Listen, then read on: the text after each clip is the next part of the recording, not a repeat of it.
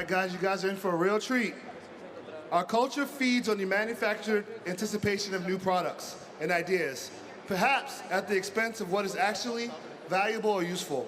But when brands think about hype differently, the impact can be very real. Ready backstage to tell us about the hype is the CEO and founder of SYLVAIN, Alain Sylvain.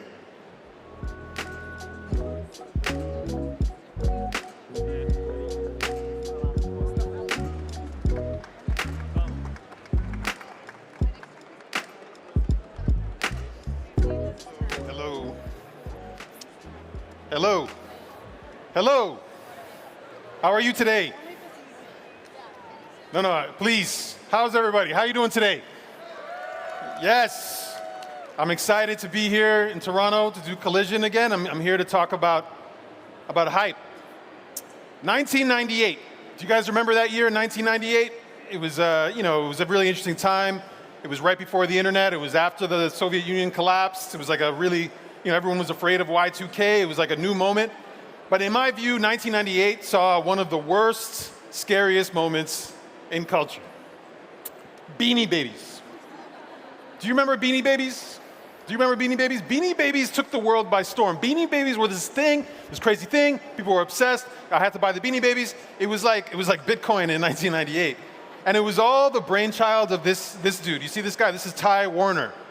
He was the mastermind behind Beanie Babies. And if you look at his eyes in a certain way, he kind of looks like a maniacal genius. You know what I mean? Like he created this phenomenon that just completely took the world by storm and created a sense of scarcity. In the US, 64% of Americans owned at least one Beanie Baby.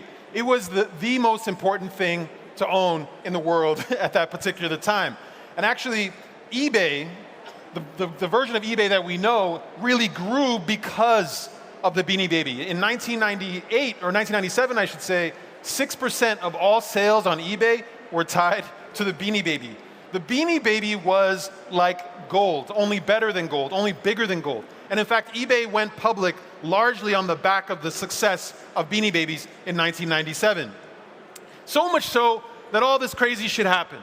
When couples would get divorced, for example, they'd go in front of a judge and they lay out their most valuable, prized possession, all their Beanie Babies, and they would divide, who gets what as a result of coming out of divorce. Or even there was this one like super gangster Beanie Baby that actually came from Canada. It was like it had a maple leaf, and it was a prize. It was highly valuable. And actually, people were smuggling Canadian Beanie Babies to the US across the border, so much so that Border Control were seizing thousands of dollars worth of Beanie Babies out of cars. You weren't allowed to sell more than one at a time, yet people were like it was cocaine, bringing Beanie Babies from Canada to the US. It was ridiculous.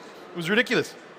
According to the economists, humans occasionally view exciting new creations as fantastic objects, which overwhelm us and skew our sense of reason. Our brains begin to tell us that by obtaining these magical objects, we will achieve some profound level of satisfaction, something akin to transcendence. We are a culture on edge. We are just waiting for the next thing. We are just waiting for the next hyped object. We are just waiting to run to the store and buy the next thing to kind of share it. And that's what we call hype. It's this idea of like propagating intense collective interest and desire around a product, a belief, of movement, an experience, or phenomenon. Hype drives the world. Hype drives the economy. And that's actually what I'm going to talk about today, what I call HypeFeast. It's about how this manufactured anticipation of new products and ideas at the expense of what's actually valuable. So let's talk about hype.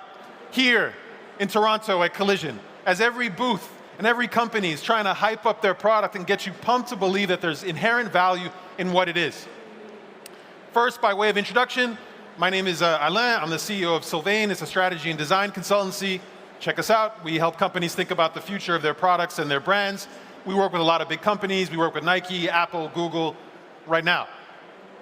Okay, hype. First thing you might think of is Supreme. Here's a funny tweet. I don't have a dog, but will I still buy the Supreme dog leash? You bet I will. Supreme could put their name on anything, and people will flock to it, and that's because of the hype machine they've created through that drop system.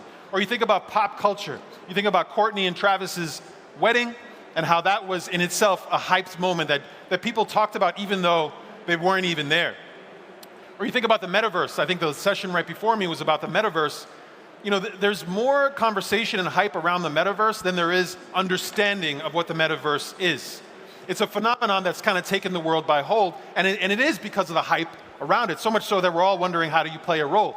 You know, you think about Top Gun Maverick, you know, that movie, super hyped. People love that movie, and the more they love it, the more they talk about it. The value of the hype might be greater than the quality of the film. Or NFTs. The general idea of NFTs rides on the back of hype for these digital artifacts. If you want to understand the world we live in, look to the HypeFeast, not the Wall Street Journal. The people that drive hype actually tell us more about how the economy is evolving than the economists do. And maybe hype is more important than value. Maybe the manufacturing of hype actually is more important or more valuable. This is a hot take, I know this. More important or valuable than the actual quality or virtue of the product or idea you're actually putting out there. And it's because hype is our cultural operating system. It's the way we all come together and we process meaning and we assign value to things. It's in the Western world, this notion of hype is what actually connects us. We actually communicate through hype. And here's a hot take. Beatles are overhyped. Okay, don't shoot me, but I think so. Okay, this band that started in Liverpool, you know, these four kids that love to play music together kind of grew to this incredible phenomenon, so much so that we called it Beatlemania. You know, Beatlemania, this idea of mania fed on mania. You know, are they truly the best band or best musicians that ever play? I don't know. I mean, especially if you look at some of the sources of what inspired a lot of their music. A lot of the music actually came from Black American music. You know, again, this is a hot take. But you know, this is what really drives that Beatlemania, so to speak, and what continues to propel it forward. Many people think maybe it's overrated. Maybe the Beatles are overrated, and that's our fault and not theirs. Do you remember the Segway? Okay, Steve Jobs said the Segway was as big of a deal as the PC itself. The Segway I was gonna come down these steps in a Segway, and it was like we were all supposed to be walking around in Segways. When this was launched in 2001, it was like Segway City. Segways was going to come out. They launched in Good Morning America. People were hyped about Segways. And then, of course, it kind of became a caricature of itself. And people didn't actually use it. And then people were unclear of what it actually meant or how it was actually valuable. And sure enough, this overhyped invention ended production just within years. Why do we look to hype? It's because it's part of what I would call a hive mind. We all share a brain. And by hyping things up, we actually communicate with each other and we share sort of the same body.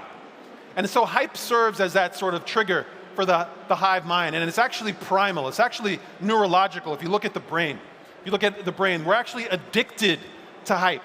We actually, as humans, we have a sense of neophilia, one that's addicted to novelty and the desire for new experiences. It's tied to evolution, this idea of keeping an eye for what's new. Your brain is looking for something new in order to process it. And then, of course, you add scarcity to it. The fact that there's only one digital artifact or there's only one hat that has the Supreme logo on it. Scarcity is a key part to building hype. And of course, there's anticipation. We need the sweet pain of anticipation to tell us we are really alive. It's in our body to aspire to want something, to anticipate, to hope, to be optimistic about what could be around the corner. There's this mathematician and theorist, Andrew Odlyzko, who said, markets can be strikingly inefficient, and investors and the general public can fall subject to collective hallucinations that hold them in their thrall for several years until they suffer a hard collision with reality. As a culture, as a civilization, we build up hype and then with the potential for it to crash. And that's actually what happened with Beanie Babies. Odlyzko said that it was actually a small group of Chicago suburban moms that sort of came together and assigned value to the Beanie Baby. And it fed on each other. And if it was this thing, if you heard, if you got it was like an investment. And it just fed on each other and fed on each other, so much so that it actually fueled a whole economy. And I argue that hype fuels the economy at large as we know it. 13% of all returns in the 2018 S&P 500s, and the S&P 500 were tied to really, really hype products. Amazon Prime and the iPhone. And people are totally enthralled in this. It's like a collective hallucination. We're all looking at Beanie Babies. We're all looking at NFTs. We're all looking at the Kardashians. We're looking at Elon Musk with this eyes open, our mouths agape, our dopamine surge, our eyes get big, our blood pressure increases, and that's primal. And so it's a collective hallucination until inevitably these things crash. You know, the Beanie Babies is a great example of that. You know, in 1998, a Beanie Baby went for thousands of bucks. You could go on eBay today, it's $1. It's $1. Or you know, we know this is happening in the world of technology today. You look at the Miami coin, which was the Miami-based Bitcoin, that's decreased in value over the last couple of weeks, like many other currencies, of about 98%. So brands, businesses are manufacturing hype. They're trying to create a sense that you have to buy into this. Brands know they have to do this. And so we see it from Supreme, we see it in food, we see it in fashion. Brands are just making up reasons, making up shit, like you need to buy this. You need to buy this because it's the new next thing. And that's because it's such a competitive marketplace. There are 4.4 million new businesses created alone in 2020. It's hard to differentiate without something like hype to propel you forward. There are 42 different dating shows on Netflix right now. 42. I don't know the difference between those 42 shows. There are 42 different dating shows. There are around 700 hard seltzers today. There's so much competition out there, and that's because it's hard to find new ideas. New ideas no longer fuel economic growth the way they once did. It's not about the virtue of a product. Since the microprocessor or the internet, there hasn't really been anything new, so hype has become this new accelerant for the economy as we know it. So while brands are busy marketing hype, I argue that it's actually the people themselves that do the hype.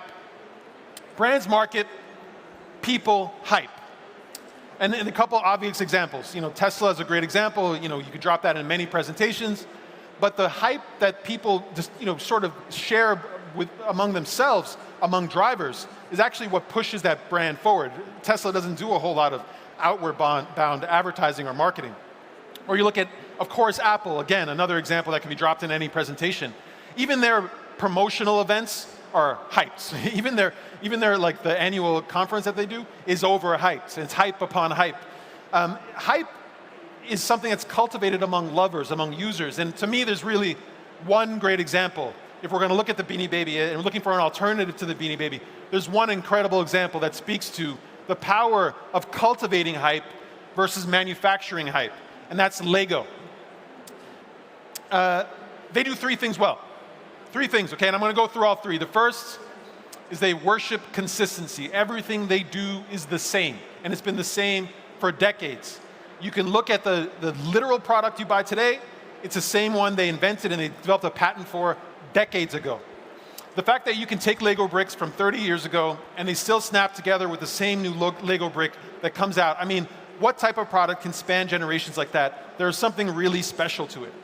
You know, in this age of innovation, in this idea that you have to constantly create and add new flavors, Lego has not changed. It has not changed, and it's because they've worshipped consistency. So that's the first thing when it comes to cultivating hype. You can even see it in their advertising. Literally, the advertising is the same. It looks the same language, the same tone, the same photography. They worship a sense of consistency, and that's given the brand a great deal of integrity that people fall in love with, that ultimately drives a sense of hype. The second thing they do is they create space. You need to create an environment for people to come together and interact and kind of develop that hive mind I was talking about. Lego does this really, really well. They have this one platform called Rebuild the World, where kids can go and they can share ideas on what Lego can do and do better. Now, Lego's not offering opinions, it's not moderating the discussion. Lego's just creating a space for hype to flourish, for hype to sort of be cultivated. Or you look at their ideas, I think it's called Lego Ideas. It's a platform where people can come and develop their own ideas. It's a digital space that brings together these master builders to really celebrate in what Lego can do. Again, Lego's not creating products here, it's just creating a space. So if the first one is about worshiping consistency, the second one is about creating space. The third is about practicing restraints, and this is hard. This is hard for everyone in this big room. You know, Lego's lost its way at one point in the early 2000s. They were feeling a lot of pressure, competitive pressure, and they ventured away from that brick. They created products for younger kids. They abandoned the brick entirely, went after other toys like Barbie, and their sales suffered. And what they ended up doing is they practiced restraint. They decided they do one thing well, and they decided to stick to it. And so they developed these products that stand the test of time. The Millennium Falcon. You remember the Beanie Baby I showed you, right? It went from $1,000 to less than $1. And you think about the Millennium Falcon that went from $500 to thousands of dollars today. And that's because they've practiced restraint in the one thing they know they do well. And of course, they see the results of that as a business. It's easily the largest toy company in the world, making billions and billions of dollars. But there's a trap that Lego needs to keep an eye out for. Lego recently announced that they're developing a partnership to build a metaverse for kids. I would say tread carefully, Lego, tread carefully.